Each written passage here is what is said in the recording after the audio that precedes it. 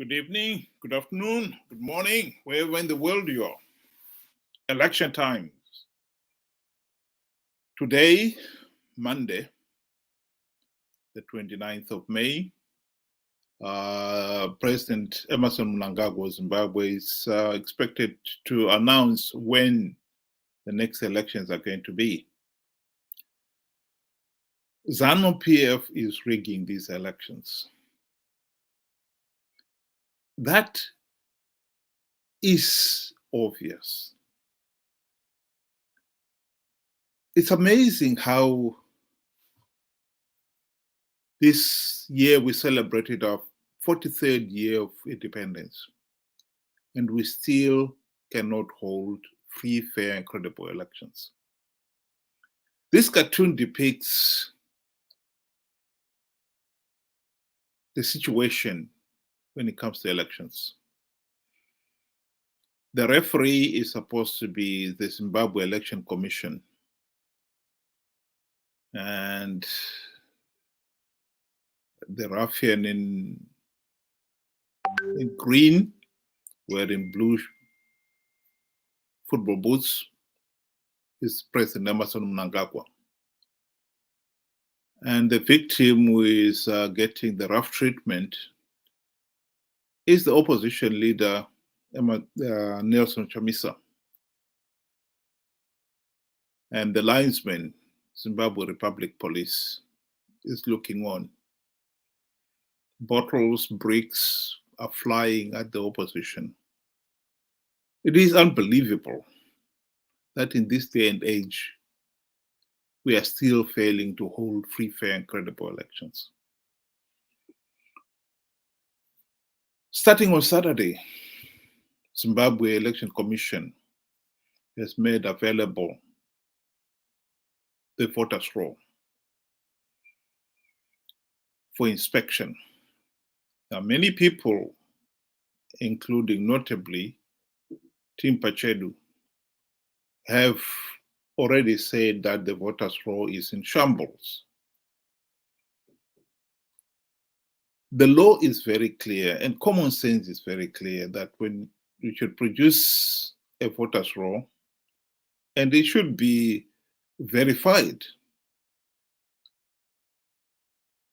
It should not be verified the very last minute. It should be made available for verification in plenty good time so that corrections can be made on it. As far as I know, in 43 years of our independence, Zimbabwe has never produced a verified voters' roll. And ZEC stubbornly refused to make the voters' roll available for verification. It is just allowed, starting on Saturday, a week for people to inspect the voters' roll. And that's it. There will not be any seriously audited voters' roll. Nothing. 1 week to inspect. And already in the last 3 days, so many have come up with complaints about the verified voters' roll. Some of them, they could not get access to it. Others, when they went to the polling, to the center where they were supposed to check whether to ensure their name is in, they couldn't find their name on the voters' roll. Some of them have been complaining that they'd been voting and staying in the same area the last 10 or more years. And they had always voted at the particular polling station. When they went there to check, their name was not on the voters' roll. How their name was in the last voters' roll and now it suddenly disappeared, make us believe. Some of them registered since the last election and expected that after registering, their name would appear on the voters' roll. But long and behold, it doesn't. The checking that is being made here is not an audit. What we actually need is a thorough audit. But even this checking alone is already revealing that the voters' roll is in shambles. The only person who will benefit, or the only party that will benefit from this, is Zanu PF itself. Because invariably, Zanu PF candidates or their agents, operatives, will have a copy of the voters' roll that's going to be used on the day of the election itself. And in that voters' roll, they will be able to tell their supporters which polling station they're supposed to go to find their name. Everybody else, you've got to guess. Because most of the people who find their names is missing on the voters' roll. In many cases, you may find it is on the voters' roll, the national one, but you may find it is not in the polling station you expected it to be. Or some cases, you've been actually put in another constituency, far, far away from the one where you have lived all your life. But that is part and parcel of the vote rigging. Zanu PF supporters would know well in advance because their party members or operatives will have a copy of the voters' roll where if their members are not on it, they would have been re-registered so that they now have got a voter registration slip and they will be allowed to vote on the day.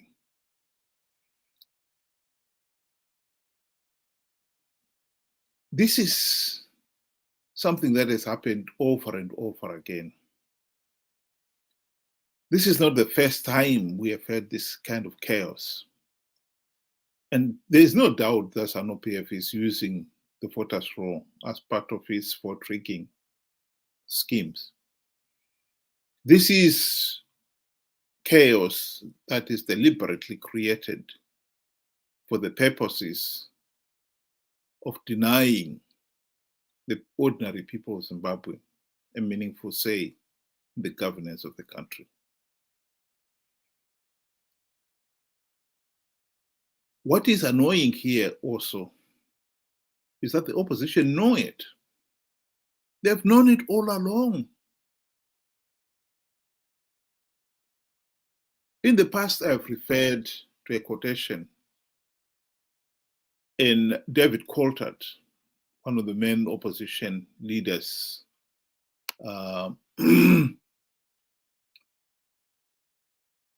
spoke. And I would like to quote it again here. The worst aspect for me about the failure to agree or coalition that both MDCs could now do the obvious thing, withdraw from the 2013 elections, confessed David Coulthard in his book, The Struggle Continues, 50 Years of Tyranny in Zimbabwe. The electoral process was so flawed, so illegal, that the only logical step was to withdraw, which would have compelled SADC to hold Zanu PF to account. But such was the distrust between the MDCT and MDCN that neither could withdraw for fear the other would remain in the election, winning seats and giving the process credibility. In other words, both parties participated for the sake of winning seats, knowing fully well that by doing so, they were giving the process credibility. This has been a running theme. In fact, in his book, which I have read myself, David Coulter does not tell the whole truth. Because if he had done so, he would have also admitted that MDC had the opportunity to implement the democratic reforms during the GNU of 2008 to 2013. But they had not implemented even one reform because they were comfortable. They joined the government of national unity of Robert Gabriel Mugabe and his Zanu PF, and Robert Mugabe remained as president. And as president, he saw to it that the MDC ministers, in which Morgan Tsvangirai was prime minister, Arthur Mtambara was one of the deputy prime ministers, and Thokozani Kupe was the second deputy prime minister. They received the usual E-class Mercedes-Benz limousines as ministers, the generous salaries and allowances, and they were so comfortable, they all but forgot about the democratic reforms. The democratic reforms which would have made ZEC more independent, ZRP, the police, more independent to carry out their duties so that they could deliver free, fair, and credible elections. As it happened, in 5 years, they did not implement even one token reform. Not one. And so we find ourselves in this situation where we are holding elections and the process is already clearly so flawed, so illegal, and yet the opposition maintains, stubbornly refuse to withdraw from the elections and participate, or because they know Zanu PF is giving away a few seats as a reward for participating. I think the people of Zimbabwe have got to wake up to the reality that while the opposition originally was elected on the ticket of implementing or delivering the democratic changes to stop Zanu PF rigging elections, for instance, in the 23 years that the opposition have been in power, including the 5 during the GNU, they failed to implement even one meaningful democratic change. They've since settled for participating and getting a share of the spoils of power.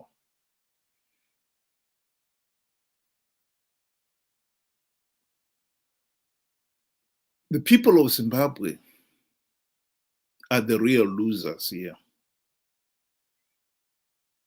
While the cartoon depicts the opposition as being the ones who are on the receiving end, in reality, the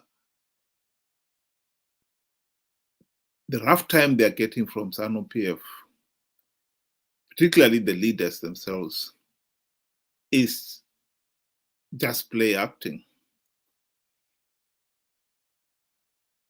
these people are now working in cahoots.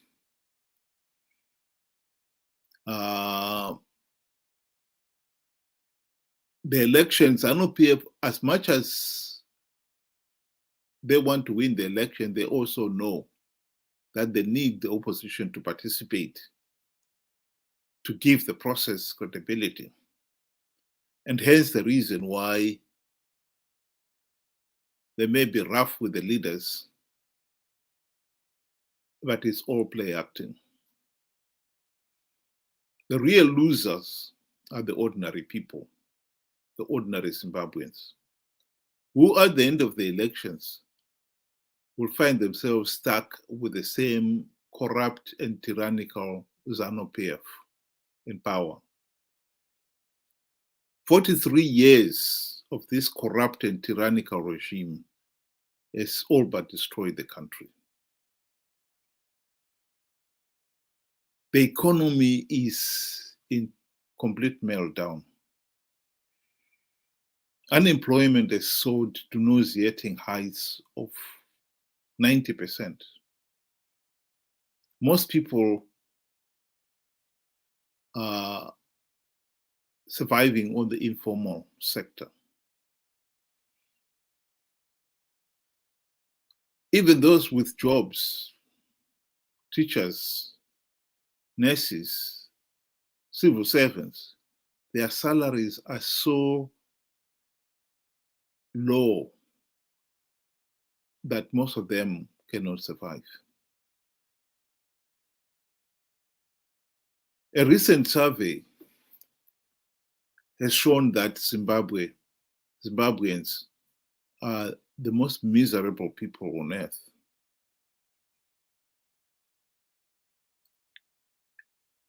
And we are not even at war. Other countries have got similar rating when the country was at war. We are not at war. There hasn't been a war in Zimbabwe, a formal anyway, declared war since independence. And yet the country has continued to sink deeper and deeper into despair. The biggest problem we have here, if the truth be told, is that we had the opportunity to implement the democratic reforms which should have stopped Zanu PF rigging the elections. MDC/CCC sold out. They failed to implement even one meaningful reform. And ever since the 2008 to 2013 GNU, they've been participating in elections, knowing fully well that the process is flawed, knowing fully well that the most logical thing to do was to withdraw, but they could not because they also knew that Zanu PF was offering a few seats on the gravy train for the opposition who participate to give the process political credibility. Many people have been blaming Zanu PF for the country's problems. But if the truth be told, the issue is now a lot more compound than that. Yes, Zanu PF are the root cause of the country's economic and political meltdown. But the opposition have played their part in keeping us in this mess. The 2008 to 2013 GNU was our get out of jail card. And the opposition failed to play that card because they were now comfortable. They were now having a share of the spoils of power. The opposition are participating in these 2023 elections knowing fully well that the process is flawed, knowing fully well that by participating they're giving credibility to the process, and therefore legitimacy to Zanu PF. But they're doing it, and they continue to do it because they also know the few of them who do manage to get the gravy train seats, they will be comfortable.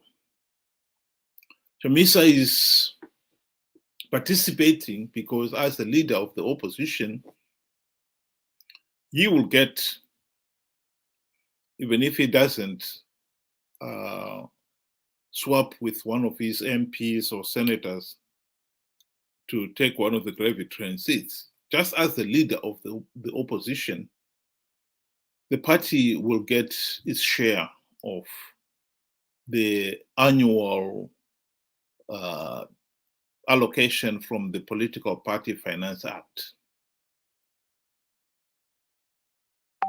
And as party member from the past, he would take 20% of whatever the payout is for himself. And the rest will then be used for party activities. But as party leader, he gets 20%. Last time, the Political Party Finance Act paid out to the opposition, and they received nearly $1 billion in Zimbabwe dollars, which at the time was the equivalent of, I don't know, maybe 40 million US dollars. And 40 million, 20% of that is a lot of money. Tax-free. And no wonder the opposition is hell-bent on participating in these elections, even without something as fundamental as a verified voters roll. The 1 week inspection has already shown that this voters roll is in shambles. Zanu PF is rigging these elections.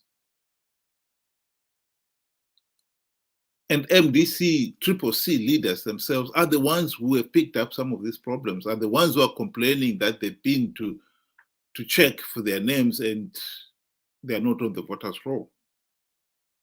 But they will still participate in these elections regardless. And it is that is also giving Zanu PF the confidence to ignore calls for the regime to produce a verified voters roll. Why would they risk producing a verified voters roll and risk losing the election when they know that the opposition will participate regardless?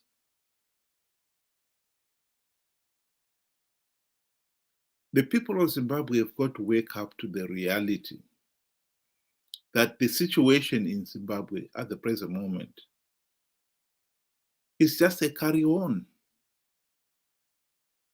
We are not going to change the situation without implementing the reforms. And I can tell you now, the opposition, MDC/CCC, have given up on reforms. They're just participating to get their share of the few seats that are available to the opposition. Meanwhile, they are hoping that the situation will get so bad that the people themselves will go on the street risking lives to remove Zanu PF. And Chamisa and company will be waiting on the wings to finally take over. So they are just a government in waiting.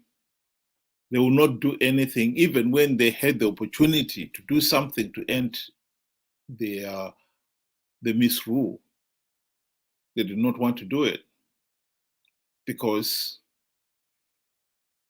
they are content with what they have got now.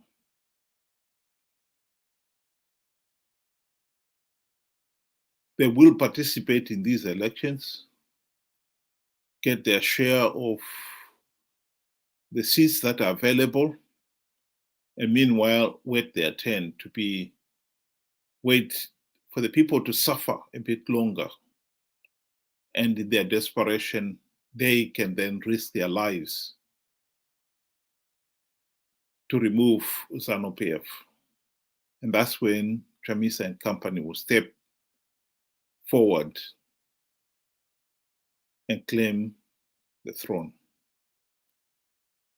The situation we are in could have been avoided. Zanu PF would no longer be in power if MDC had implemented the democratic reforms during the GNU. That is a fact. That is a historic fact. They did not, and hence we are in this mess. I think it is an outrage that the people of Zimbabwe should find themselves in this situation and have got to continue suffering while the people, they are risking their lives and limb to elect into power for the purposes of ending the dictatorship, are the ones who are now sustaining the dictatorship.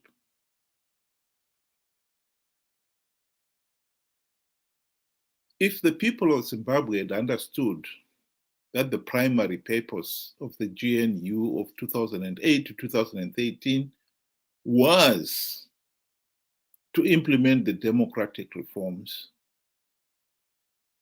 and that MDC leaders had sold out, the people of Zimbabwe would not be following Chamisa and company blindly, as they are doing right now, into these elections, knowing fully well that it was Chamisa and company who actually sold out. So in many ways, we are our own worst enemy. In our ignorance, we are participating, at least those who are free to participate. The people in the rural areas, I think it would be unfair to say they're participating freely. They would be frog-marched to go and vote for Zanu PF. They would not dare to do anything else. But those of us who are doing so freely should know that in our naivety, we are the ones who are participating to give Zanu PF legitimacy and thus perpetuate the Zanu PF dictatorship. And with it, the consequences of the dictatorship. We are the ones who are perpetuating our own suffering. That is the reality. And I think the people of Zimbabwe, they owe it to themselves. They can change this situation or continue to suffer. These elections are being rigged. The failure to produce something even as basic as a verified voters roll is an outrage. As much as CCC leaders are complaining after the 3 days of inspecting the voters roll, I can tell you now that come the minute it's declared when the elections are going to be, they will be filing in to claim, to put in their forms so that they could have their nomination papers ready for the nomination day. They will participate in these elections, even without a verified voters roll, even with all the mistakes that we have seen in the voters roll, even with all the evidence that Zanu PF is rigging these elections. the opposition will participate regardless. And us, the ordinary Zimbabweans, in our naivety, we participate only to give legitimacy to the process, only to perpetuate our own suffering.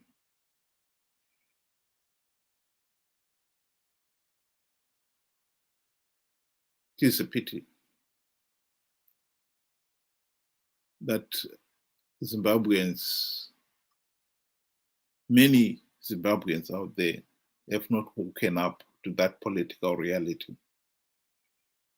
And until we do, I don't see Zimbabwe getting out of this situation. Food for thought. Thank you very much and good night.